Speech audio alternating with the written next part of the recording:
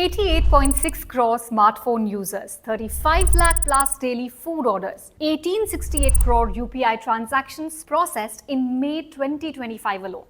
Shopping, investing, ticket booking, groceries, insurance, सब कुछ अब मोबाइल स्क्रीन पे हो रहा है। आज इंडिया में 10 में से 6 लोग डिजिटल सिटीजन्स बन चुके हैं। ये सिर्फ डिजिटल अडॉप्शन नहीं, ये इंडिया की इकोनॉमी का एक स्ट्रक्चरल शिफ्ट है। और ये शिफ्ट सिर्फ बड़े शहरों में नहीं, टियर 2, टियर 3 और कई सारी छोटी सिटीज डिजिटल ग्रोथ का एपी सेंटर बन चुकी हैं। चीप डेटा, अफोर्डेबल स्मार्टफोन्स और गवर्नमेंट बैक्ड डिजिटल इंफ्रास्ट्रक्चर ने एक नया इंडिया बनाया है जो इंटरनेट पे ऑपरेट करता है। ई कॉमर्स का ही एग्जाम्पल ले लीजिए। आज 27 करोड़ से भी ज्यादा लोग ऑनलाइन शॉपिंग कर रहे हैं, with quick commerce contributing more than 67% of the service.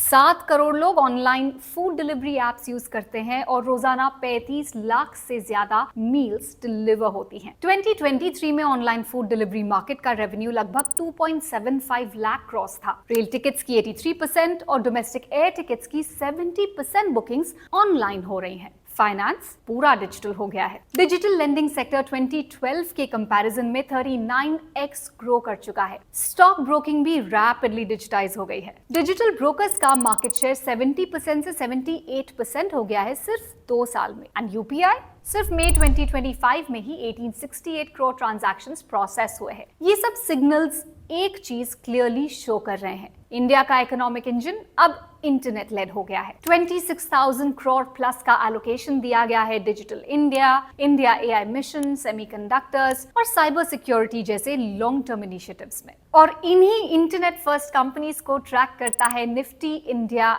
Internet index. ये इंडेक्स उन लिस्टेड कंपनीज को इंक्लूड करता है जिनकी core revenue internet based business model से आती है। एज ऑफ मई 2025 इस इंडेक्स में 21 कंपनीज हैं across sectors like e commerce, fintech, food delivery, travel and much more. ये इंडेक्स सेमी एनुअली रीबैलेंस किया जाता है और क्वार्टरली रीबैलेंस किए जाते हैं कॉन्स्टिट्यूएंट्स के वेटेज। इंडेक्स का कॉम्पोजिशन 6 मेजर सेक्टर्स में डिवाइडेड है। सबसे बड़ा हिस्सा ई रिटेल और ई कॉमर्स का है। फिर आता है फिनटेक यानी financial technology, internet enabled retail, stock broking, digital travel और online media and entertainment. Total portfolio का 83% से ज्यादा हिस्सा मिड और लार्ज कैप स्टॉक से बना है। आप अपनी स्क्रीन पे इसके टॉप कॉन्स्टिट्यूएंट्स बाय वेटेज देख सकते हैं। परफॉर्मेंस की बात की जाए तो इस इंडेक्स ने ब्रॉडर मार्केट इंडिसेस को शॉर्ट एंड मीडियम टर्म दोनों में ही आउट परफॉर्म किया है और हेल्दी रिस्क एडजस्टेड रिटर्न्स भी जनरेट किए हैं। इस इंडेक्स की टॉप 10 कंपनीज बाय वेटेज की कंबाइंड सेल्स FY21 में 18,158 करोड़ थी, जो FY25 तक बढ़ के 77,788 करोड़ हो गई। सिर्फ 5 साल में 4x से ज्यादा ग्रोथ।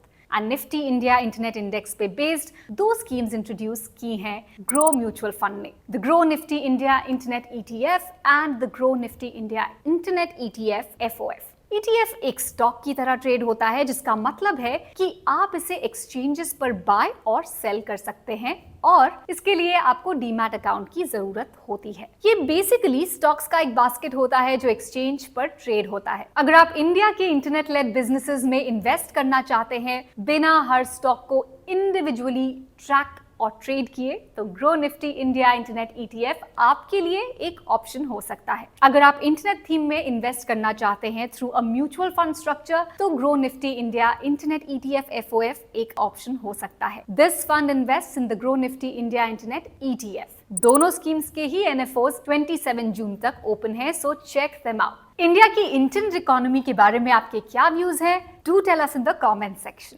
म्यूचुअल फंड निवेश बाजार जोखिम के अधीन है। योजना संबंधी सभी दस्तावेजों को ध्यान से पढ़ें। Mutual fund investments are subject to market risks. Read all scheme related documents carefully.